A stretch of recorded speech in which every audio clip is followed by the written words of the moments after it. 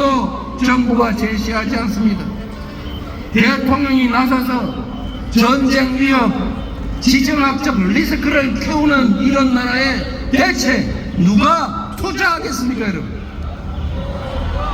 세계화와 자유무역의 시대가 저물고 글로벌 안보 지형은 한치 앞이 어두울 지경입니다.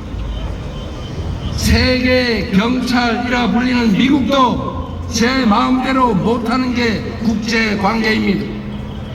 그런데 윤석열 정부는 지난 임기 내내 마치 세계 경찰에도 된 것처럼 이념 가치 외교의 깃발을 치들고 편향적 진영 외교로 일관해서 주변 강대국을 불필요하게 자극해서 다 적대 국가로 만들고 말았습니다.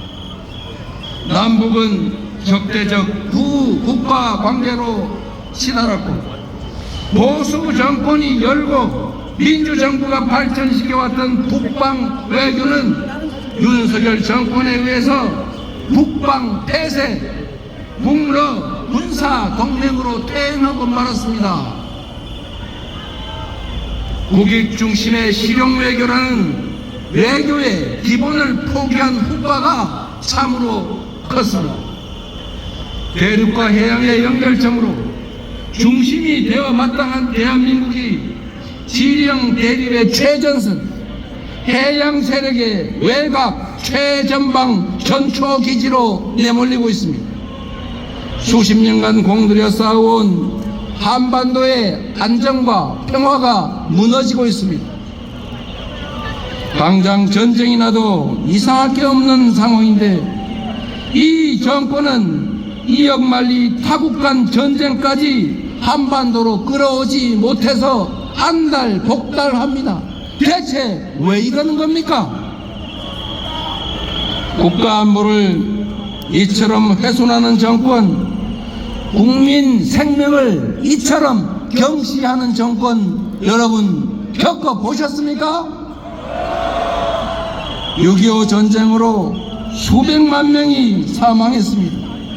그리고 모든 것이 파괴됐습니다. 전쟁 위협이 조금만 높아도 경제에는 치명상입니다.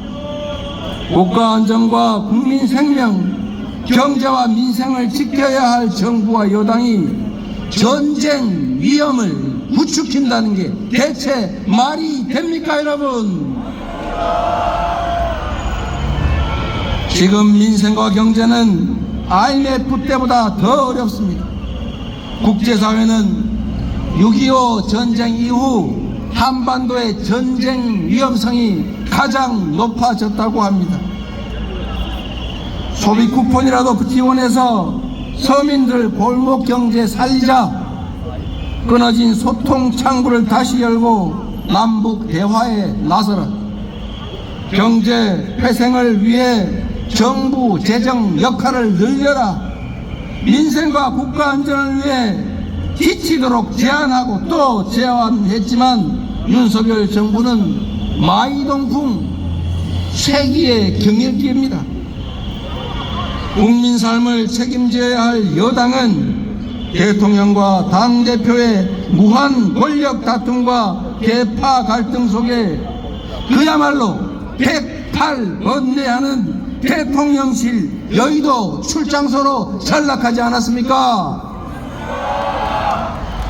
정부 여당이 우리 야당에 진지하게 협력을 요청한 기억이 없습니다.